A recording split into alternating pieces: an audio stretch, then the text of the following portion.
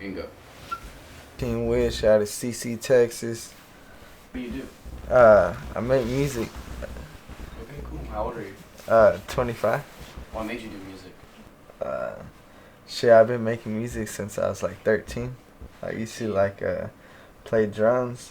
I used to play bass. A lot of music. I used to be in rock bands and a lot of shit like that. I used to be in a lot of hardcore emo shit. I never really had my homie showed me SoundCloud when I was young, but it wasn't really out there like how it is now, and so I never really used it. But maybe when I was 20, I made my SoundCloud. But back then, I would be making music with my bands, and we would just post shit on YouTube. And there's some stuff out there with me on YouTube for sure, with my old bands. What motivated you to start a SoundCloud and then record music and then put it on there? Cause I had to sell my drum set, cause I would be in apartments. Drum sets were too loud, and every time I was in a band, it would kind of fall apart. Yeah. Everybody would be doing their own thing. Somebody would be busy, this and that. So I wanted to do something solo. So I sold my drum set. I got my laptop. Then when I got my laptop, I got Fruity Loops. Started making beats. Then I figured out how to record myself, and from there, just been doing it. Yeah. And that was when you were, how old? Maybe 20, 21. Yeah, when I was living in Austin. How the fuck did we meet? Steven. Young Coffin. Yeah. Fucking Bed Dotty. Yeah. You did a video for Bed Dotty, and he showed me one day, and he was the one who showed me how to make beats. Bed Dotty, he showed me how to make beats, and I don't know. He showed me the video y'all did, and me and him would make music. So we're like, fuck it, let's hit up AddyGoat. Yeah. Then we got linked up, and me and you, Addy, and Bed Dotty made that first video over at the Sunrise Mall, and that shit was dope. It was dope. Young Coffin started liking my tracks on SoundCloud. And I was like, who's this dude? I noticed he was from Corpus, so I was like, damn, alright, bet. We started talking on SoundCloud. Then I figured out Bed Dotty, Steven, used to buy weed from me a long time ago. And so we knew each other. So it was just like, hey, you make music, I make music. And from there, I linked up with him, and it was dope since, and then, right now we haven't been talking because he's living that dad life, so, but, he's doing his thing. When we shot the Love You video, I'm going to put it on the screen, where were you at that point of life? In that point of life? In that era of time? Yeah, I was with an ex-girlfriend who is very toxic, wasted a lot of time on ex-girlfriends, and yeah, I mean, shit was good, I thought it was fucking dope, but I will never waste time on a girl again. Yeah, just a lot of girl issues back then. Used to take a lot of Xanax. I've cooled off on drugs, but I still smoke weed every day. Oh yeah, bro, for sure. Smoke weed. Yeah. A jar full of shrooms. I remember that shit. I was like, damn. Oh man, I used to have shrooms, fucking LSD, everything you could think of, bro. And the shrooms helped me so much. Anything psychedelic, I fucking love. That shit is good for you. It'll change your life. It'll change your life for sure. Enjoy shrooms or acid better? Um, I've always really, really, really liked shrooms. I feel like they're sort of the same, but like it is different. But I've taken more and more shrooms because I could handle myself in public more. But I love them both. I fucking love them both. Kept making music and then just what happened? Like, what was? Well, after all that shit, let's see. Just fucking I had a kid. I had like a baby boy. I tried being there as much as I can with to keep that family together, but that my baby mama is not good, and but I'm still here for my son all the time. I see him every day. That's why I keep doing this music, cause hopefully one day I could give him everything that I never had, and you know. Yeah. But yeah, after having my son, things got a lot more real, and I'm just putting everything that I have into this music now, just 'cause I gotta get it. I gotta get it for my son. I gotta get it for my dad. I gotta get it for my mom. I gotta get it for my brother, my sister, my friends. 'Cause like, I feel like I'm the only one who can do this. 'Cause a lot of people that I know, they're just trapped in this fucking ghetto ass city that we're living in, you know? And this fucking trap life. But hopefully one day I get that money and get us all out of here. I've been in jail a lot of fucking times over fucking weed, wax, Xanax, bullshit like that. Like of you getting arrested and like. Hey, there was this one time.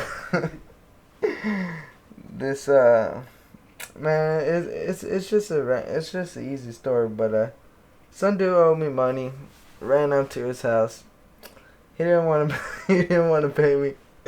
I told his ass I ain't gonna leave. Cops ended up showing up because he was pussy. He called the cops. Shouldn't have fucking owed me money though. Like he was playing games, you know. Like I gave him time. I talked to him, and he just playing games. And so I wasn't gonna leave his fucking house. I was there making a scene. Cops came and. The cops didn't give a fuck that I was there to fuck him up or anything. The cops were just like, you know what? You got a warrant, bro. Like, you missed court. And I was like, damn, man. So, from there, I told him, I was like, come on, bro. Just fucking take me. I was like, like, I already know that there's no way getting out of it. So, I went with them, and they took me to the jail. They when they take you to the jail, you got to see the judge, and when I saw the judge, he tells me no bond. And when you have no bond, that means like, bro, you're fucking stuck.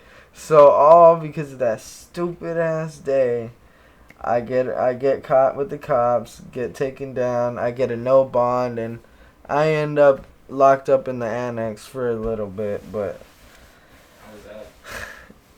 fucking sucked. Yeah, to any kids out there fucking trapping and hitting licks and robbing niggas and doing all sorts of shit, bro. Like, it really sucks when you get caught, bro. You fucking don't get caught, or you better switch up your lifestyle. Jail fucking sucks. Until you get caught up and actually go. Yeah, when you go through all that shit, then you're gonna be like, you'll think about it. You'll think twice about your life. Just sit there and think. When I was there, all I did was write lyrics every day. Just every day, just write lyrics. I didn't have no beat. I'll just figure it out in my head. Kill time. Yeah, hell yeah, and I learned a lot of cool ass shit from people there. You know, how to make food in jail and all that. make some good stuff. Do you have any like a crazy story from jail? Not too much, cause when you, I've seen like people get in fights and shit, but like when you're there, you don't want to get in a fight, cause if you get in a fight, that's like, I think it's like an automatic felony or something. So like, bro, yeah, I'm trying to get out of there. I'm not trying to stay in there any longer. Yeah, and there's no people there. They will test you. Like when you go to jail and you walk in, bro. Like not just county. Like when they take you upstairs or you go to the annex and you walk in and there's a whole bunch of people. They like to fuck with you. Like they see you're the new nigga in. That you're the new dude in. Like, bro, they're gonna come and test and see if you're a pussy or not. Cause if you're a pussy, they're gonna take your shit, bro. Like, I've had people come up to me like just to be like, hey, what's up, dude? Like, but like, all you gotta do is show them you ain't a bitch and you're good. When was all this? When did this happen? Like during my life. This one was like maybe like 4 or 5 years ago. Like it's been a little bit, but like since I was 17, like the first time I got arrested, I was 17 and I had a bong, and it didn't even have no weed in there, no weed, bro, like no weed in the bong, and dude, they still took me to jail, still took me to fucking jail. Crazy shit. There's other things I've been to jail for, but I won't talk on that shit just cause a lot of bullshit. At what age did you start getting your tattoos? Started getting my tattoos like 13, 14, bro. My homie Michael would correct me if I'm wrong. Michael Barrera. We got our first tattoos together.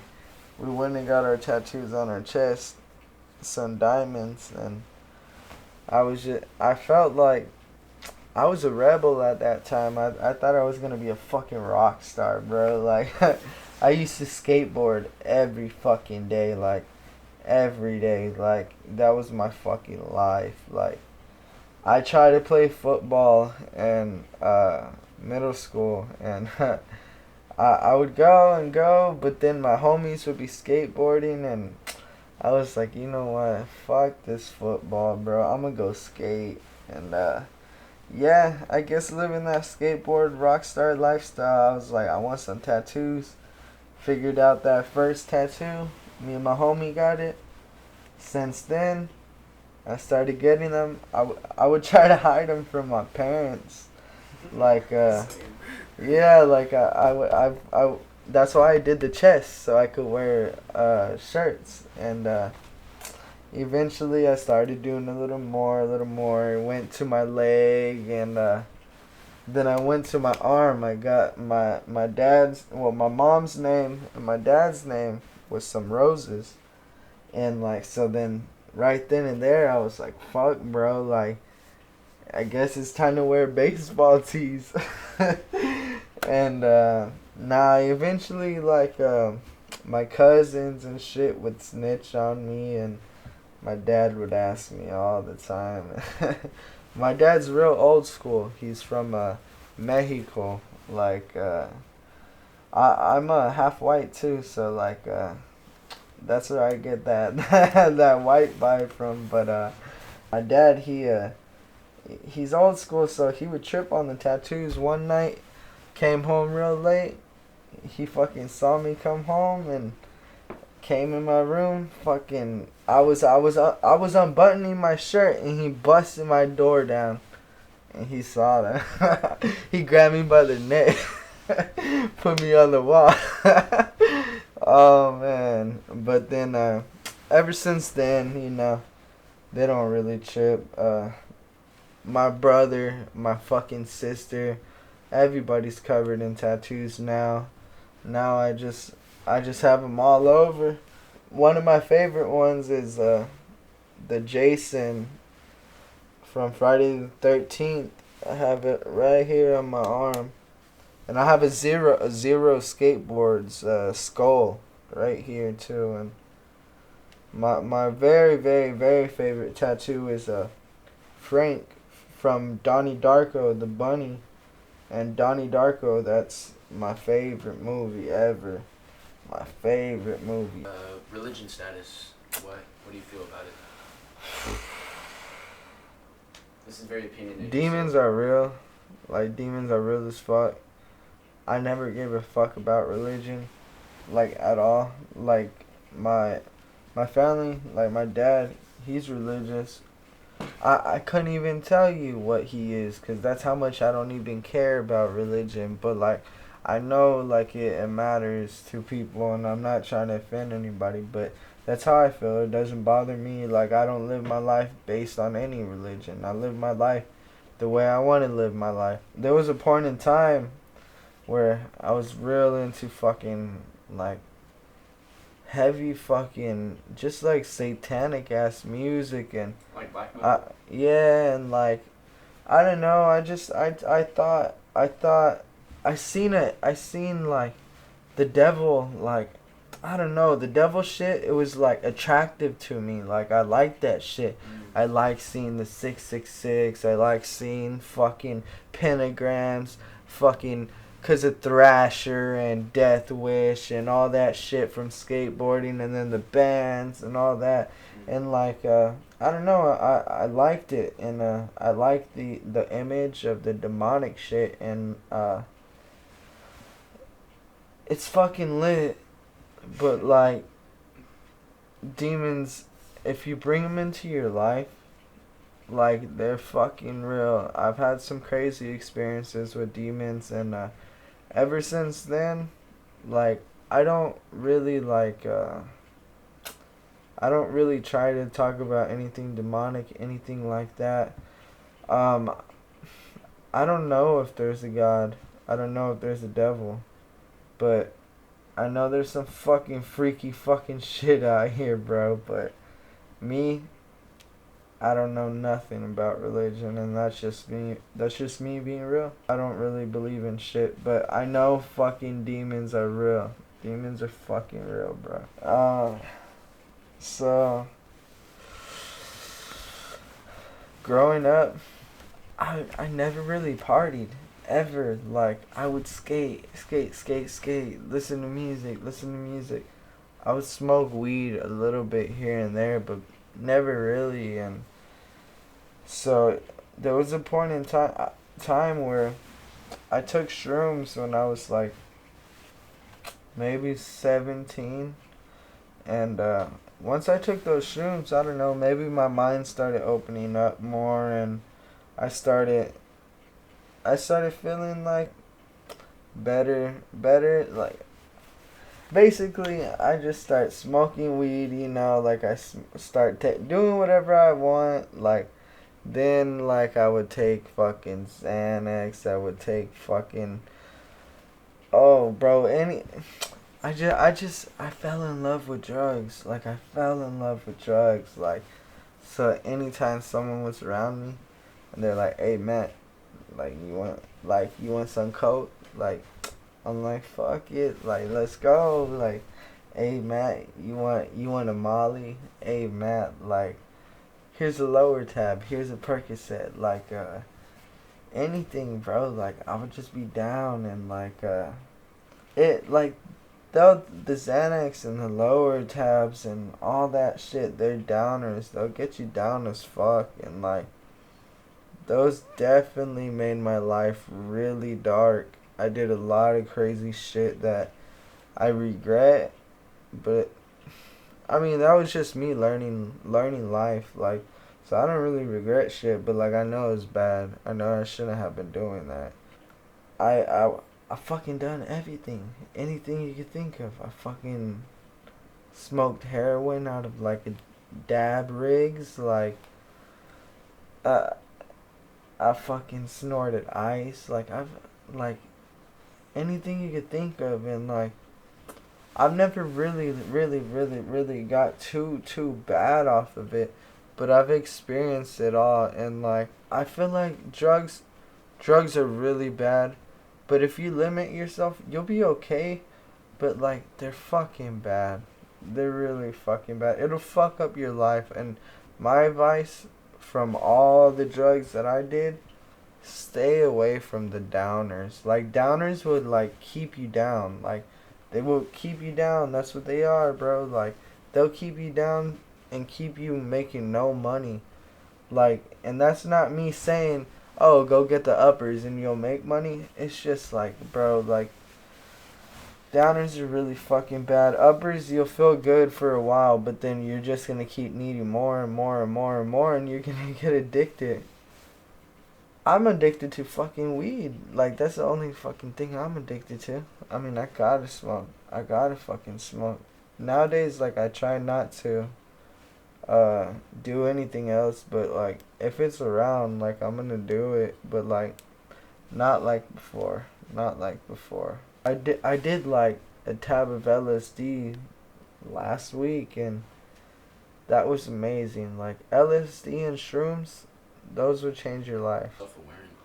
Yeah, like it'll open up your mind, and like it'll make you want to do better with your life. Like every time, if I was really bad on Xanax, or if I was really bad on some type of other drug, and I did shrooms or I did acid, I would never want to do another drug again. I would be like, bro, like, it'll open up my mind, and I'll be like, dude, what am I doing with my life? Sometimes you do need that in your life. So if you are going through bad shit and you do have drugs in your life, like, if you don't have drugs in your life, don't think this will go make your life better. But if you're going through bad shit and you're already doing drugs, go do some shrooms and do some acid, and maybe you'll figure out what you need to change about your life.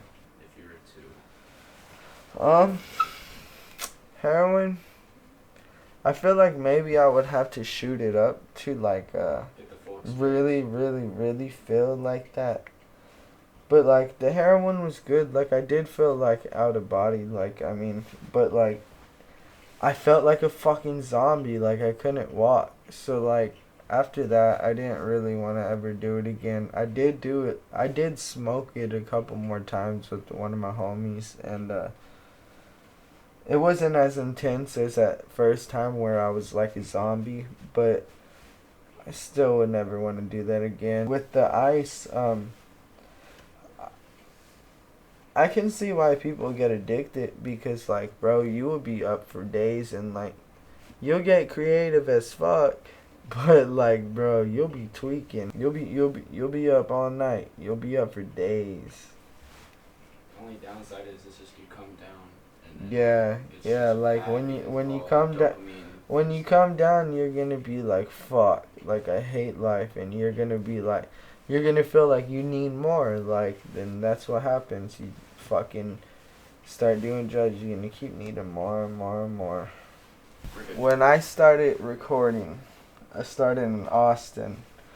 You know, I was telling you about how, like, I was in bands, and I needed to do something solo. Eventually, you know, I got Fruity Loops. I went and paid the full price for it at Guitar Center. Started picking up on it here and there. Started learning how to record myself. Eventually, I was figuring it out. Watching YouTube videos.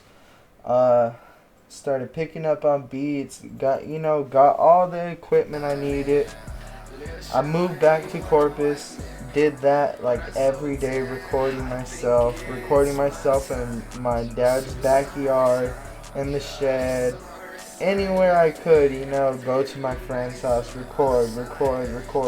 Even if it didn't sound the best, like, I was learning. And like, maybe a year, maybe two past that of me recording myself, and I found someone by the name of Kinder, who runs Toshi Studios, and at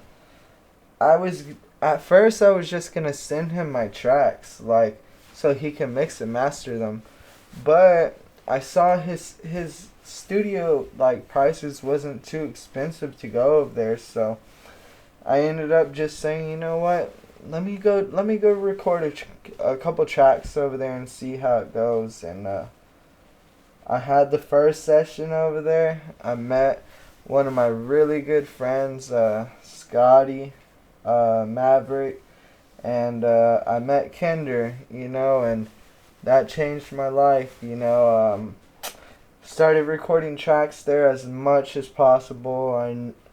I have like 30 plus, maybe 40 songs with Kinder now, and all the time that I spent with Kinder, it was like a movie, and he treated me like a real friend. I never had friends. Like, I just had my cousin. Like, all we did was skateboard every day, me and my cousin. Shout out Corey. It was like a year, 2 years with Kinder, and he moved to Los Angeles, to follow his dreams, and I can't wish anything but the best for him, and I really hope he makes it and accomplishes everything that he wants. And he's such a good person, and he helped me work on myself as an artist so much.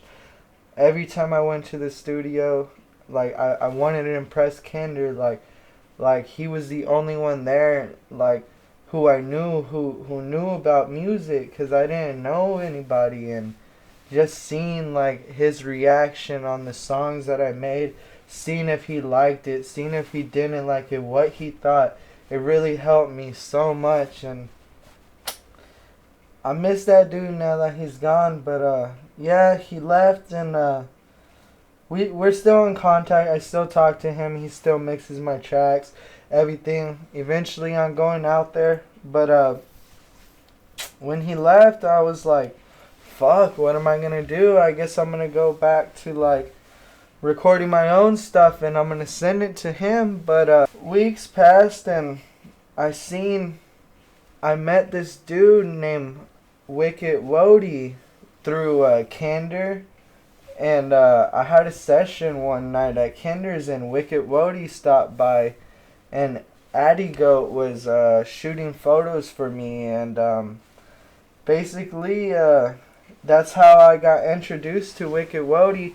I already knew about him because I used to be in bands, and I knew he was in Design the Skyline, because Design the Skyline, because his best friend, well, my best friend, like in like high school, like freshman year, Ethan White, he was a guitar player and a singer, and he was the same age as I was. He was really young, and he got signed with Design the Skyline. So I known about Danny. His name was Danny Doom, and from there, I already knew about him. I saw on Twitter one day, Bayside Studio, and I was like, that's Wicked Wody.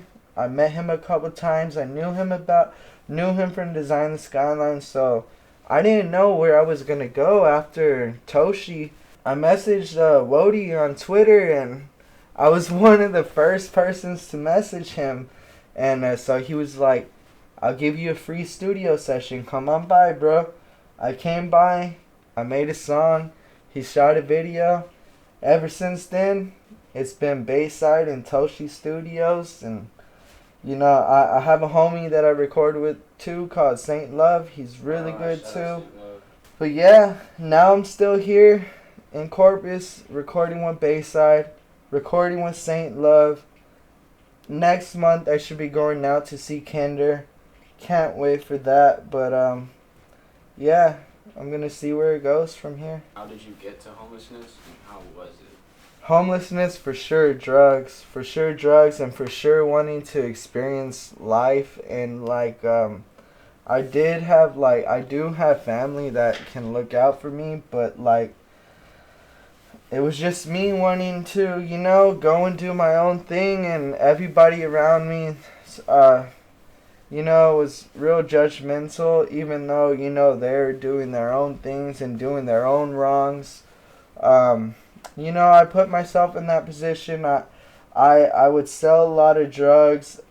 I ended up getting an apartment raided, and once I got that apartment raided after selling drugs, you know, I didn't have nowhere to go. I just slept in my 4Runner, and you know, eventually I did get an apartment in Austin. That's where I moved, but I was in my truck for like maybe a month, maybe two, and it fucking sucked. Like, it fucking sucked, dude. Anybody who's out there and y'all don't have anything, you know, don't be afraid to ask other people, you know. Try to ask your closest friends for help, and there's always going to be someone there that you don't expect, you know.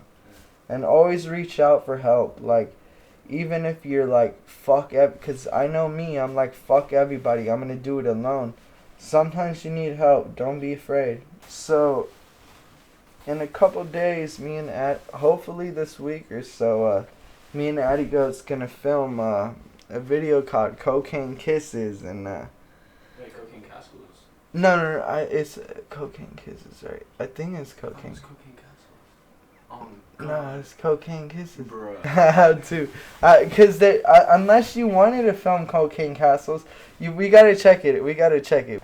Me and AddyGoat got thousands and thousands of videos. Hold on. Okay, look. Okay, thousands. Me and AddyGoat are about to drop a lot of fire videos, and you know, be on the lookout. I be really listening. What I listen to non-stop lately: Juice WRLD, D Savage, Pierre Bourne. Yeah, those are my top 3 right now. What's your top bands? Chelsea Grin, Bring Me the Horizon for sure, because that was like one of my first bands that I really liked. Silverstein and Bayside. I love Bayside, Silverstein, Bring Me the Horizon, and Chelsea Grin. If you guys ever want to know the band that I was in before, it's called With My Last Breath, CC, Texas. Look up Burn Ashley.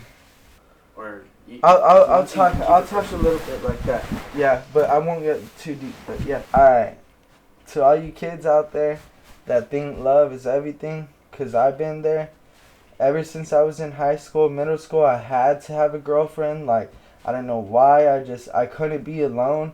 I just needed a girlfriend. Maybe it was the pussy. Maybe it was like, you know, the company. I don't know what it was.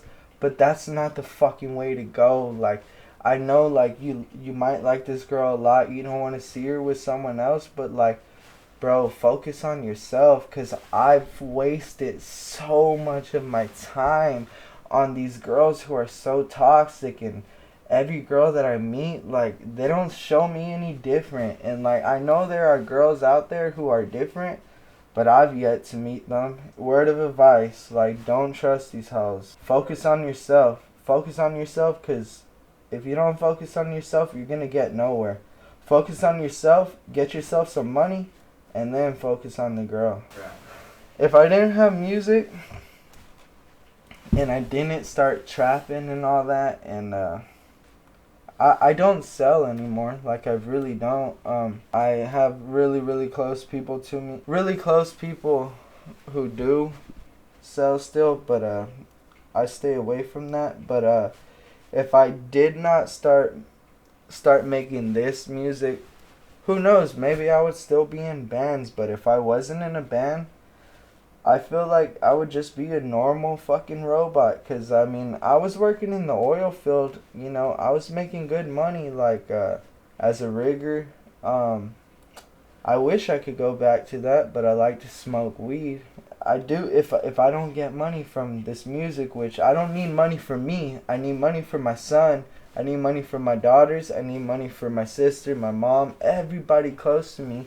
If I don't make money from this, then, like, eventually I do need to go back and try to get back into the oil field. But yeah, that's what I would do if, you know, I didn't have this music. So always have a backup plan, but I'd rather be making music. Like, that's my dream. It's my dream. It's the only thing that I feel comfortable doing. Like, I feel like I don't feel like a normal human being. Like, I don't feel like I'm meant for this fucking regular ass shit. Like, I'm too creative for that. Like, alright, any last words for the interview for anybody? Shout out my brother. Shout out my family. Shout out everybody who held me down. Shout out AddyGoat. Shout out Bed Dottie. Shout out Michael Barrera. Shout out fucking Bayside. Shout out Candor. Shout out everybody who holds me down and everybody who's believed in me, because I know a lot of people doubt me. TeenWitch.